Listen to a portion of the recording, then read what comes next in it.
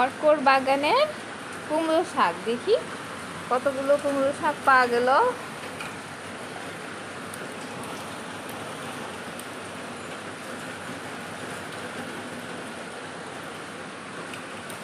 এই অনেকগুলো কুমড়ো শাক হয়ে গেছে, অনেকগুলো বাবা, এত কুমড়ো শাক।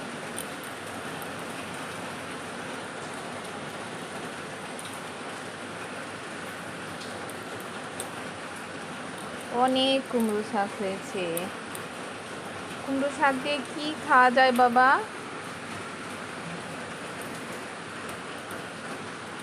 কুমড়ো শাক দিয়ে কি খাওয়া যায় বলো তো?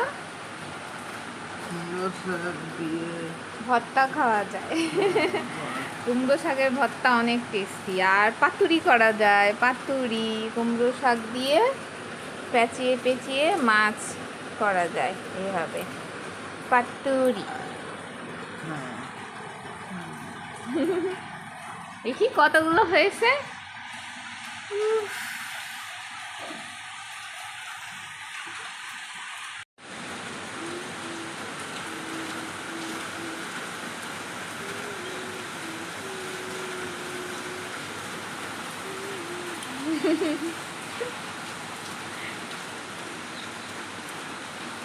কুমড়ো শাক, কুমড়ো শাক বারান্দার বাইরে প্রচন্ড বৃষ্টি হচ্ছে, যার জন্য ভাবলাম কুমড়ো গাছগুলো অনেক বড় হয়ে যাচ্ছে। এই যে একটা, এই যে একটা, এই যে একটা,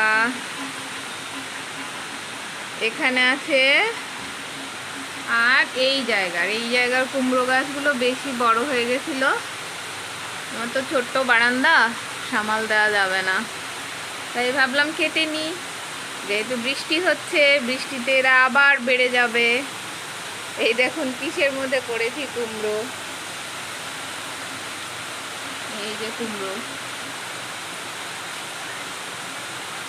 বৃষ্টির জন্য কুমড়ো গাছ থেকে কুমড়ো পাতাগুলো কেটে নিলাম,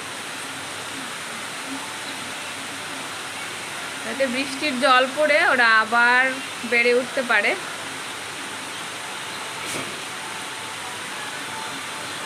তো ফ্রেশ ফ্রেশ শাকসবজি খাওয়ার মজাই আলাদা।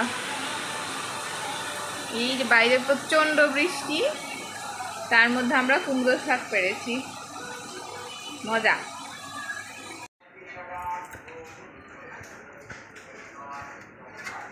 এক ট্রে ভর্তি পাতা। পাতুরি খেতে হবে, পাতুরি করার পরে সেই পাতাটা আমরা ভর্তা করে নেব।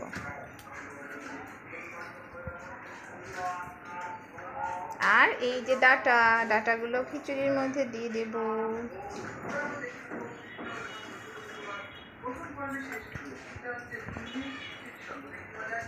কতগুলো কুমড়ো পাতা, অসাধারণ লাগছে, দেখতেই ভালো লাগছে নিজেদের গাছের। কুমড়ো পাতার পাতুরি করার জন্য আমি পাতাগুলোকে এভাবে একটি ট্রেতে নিয়ে নিলাম। একটু বড় জায়গা হলে ভালো হয়, তাতে মাছগুলো পেঁচিয়ে নিতে সুবিধা হয়। এই যে আগে মাছগুলোতে হলুদ, লবণ আর তেল মাখিয়ে রেখেছিলাম। তারপর যে নারকেল, সরিষা আর দই দিয়ে মাখিয়ে নিচ্ছি। নারকেল সরিষা দই আগে আমি বেটে রেখেছিলাম, বেটে মানে ব্লেন্ডারে বাটলেও হয়। তো আগে একটু সেই মশলাটা একটু আগে দিয়ে তার উপরে মাছটা দিয়ে পেঁচিয়ে নিলেই হবে। যে মাছটা দিয়ে দিলাম, এখন ভালো করে পেঁচিয়ে নিলে হবে। আপনারা একটু বড় পাতা নিয়ে নেবেন। আমার বাগানের পাতা দেখেছেনই, ছোট ছোট টব, তাই পাতাগুলো ছোট ছোট, বেশি বড় হয়নি, তাই অনেকগুলো পাতা লেগেছে। তো একদম ফ্রেশ পেড়েই, গাছ থেকে পেড়েই তারপর আমি পেঁচিয়েছি, যার জন্য একদম ডাটা থেকে শুরু করে সবই কিন্তু সেদ্ধ হয়ে গিয়েছিল, এত সফট। আর বাজার থেকে আনলে সেগুলো অনেক সময় সেদ্ধ হয় না বা কিছু একটা। যাই হোক, আপনাদের সুবিধা মতো বড় পাতা নিলে ভালো হয়। এরকম ভাবে যেহেতু ভাত অথবা খিচুড়ির মধ্যে দিতে হবে, তার জন্য ভালো করে পেঁচিয়ে নিতে হবে। যেমনি করে আমি সবগুলো পেঁচিয়ে নিয়েছি, তাহলে ভাত বলক আসলেও এটা কোনোভাবে খুলে যাবে না, মশলাগুলো বেরিয়ে যাবে না। আর এক্সট্রা যেগুলো ছিল সেগুলো দিয়ে আমি দুটো মাছ ছিল, সেটা দিয়ে আমি বাটিতে এরকম ভাপা করার জন্য দিয়েছি। দেখি ভাতের মধ্যে দিলে বেশি টেস্ট হয় না ভাপা দিলে টেস্ট হয়। আমি আজকে খিচুড়ি করছিলাম। খিচুড়ি আমি চাল টাল কষিয়ে টুষিয়ে অত কিছু আর দেখাইনি, আমি শুধু কুমড়ো পাতার ব্যবহারটাই দেখাচ্ছিলাম যে আমাদের গাছের কুমড়ো পাতা উচ্ছ্বাসের তো কমতি নেই। তো যখন আমি খিচুড়িতে জলটা দিয়েছি, সেই জলের মধ্যে ওটা ছেড়ে দিয়েছি। আগে তো আর দেওয়া যাবে না, জলটার মধ্যে ছেড়ে দিয়েছি, তো ওটা আপনার থেকেই হয়ে যাবে, অসুবিধা হবে না। আর এই পাশে ভাপাটা বসিয়ে দিয়েছি, দেখি কোনটা টেস্ট ভালো হয়। তো আমাদের রেডি। এখন আমি একটু আপনাদেরকে দেখিয়ে দিচ্ছি যে কিভাবে এটা কাটবেন। খুব আস্তে আস্তে সাবধানে সুতোগুলো কেটে নিতে হবে, তাহলে আর ভেতরের মাছটা নষ্ট হবে না, মশলাটাও যা তাই থাকবে। আমি জন্য কেচিটা ধুয়ে নিয়েছি, নিজের হাতটাও ভালো করে ধুয়ে নিয়েছি। আমি সাধারণত খাবারের জিনিস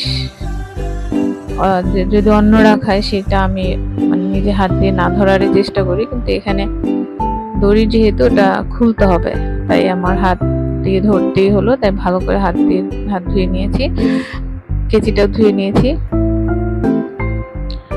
এভাবে করে একদম মাকড়সার জালের মতো পেঁচিয়ে গেছে, তো সেই জন্য সেটা ভালো করে আবার দড়ি টড়ি যেন থেকে না যায়, সেগুলো আমি ভালো করে পরিষ্কার করে নিয়েছি। এই যে এর পরে এই যে আমি পাতাটা দড়িগুলো ছাড়িয়ে নিলাম, এরপরে আমি কিন্তু এই পাতাটা একেবারে নরম তুলতুলে হয়ে গেছে, তো এই পাতাটাই আবার আমি ব্লেন্ডারে একটু ব্লেন্ড করে নিয়েছি, সেটা ভর্তার মতো খাওয়া গিয়েছে, অসাধারণ, টুই নান আর কি। যে আমি কুমড়োর পাতুরিও করলাম, আবার ভর্তাও হয়ে গেল, একটা পাতা দিয়ে পাতুরিও হয়ে গেল। তারপর যখন ছাড়িয়ে নিলাম,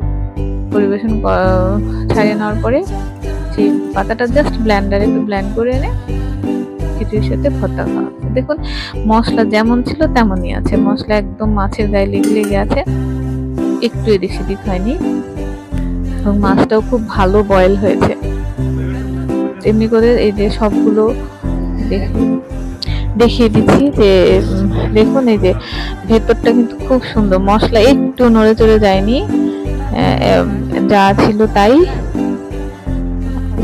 আর লবণও একদম ঠিকঠাক ছিল ভেতরে, এই যে একদম মশলাটা গায়ে গায়ে লেগে আছে, আর মাছটা এত ভালো বয়েল হয়েছে। আপনারাও মানে দাঁড়িয়ে দাঁড়িয়ে তেলের মধ্যে এটা নাড়ো সেটা নাড়ো এত কিছু না করে এভাবে ভাতের মধ্যে, যদি সময় কম থাকে আর বানানোর ম্যাটেরিয়ালগুলো হাতের কাছে থাকলে ঝটপট বানিয়ে ভাতের মধ্যে বসিয়ে দিলে একটা রেসিপি আপনাদের হয়ে গেল। বেশি সময় লাগে না, ভাতও হয়ে যাবে মাছও হয়ে যাবে একসঙ্গে। দেখুন মশলাগুলো একদম একই রকম আছে। এটা আপনারা পেঁয়াজ দিয়েও করতে পারেন, তবে পেঁয়াজের থেকে নারকেল দিয়ে করলে ভালো হয়।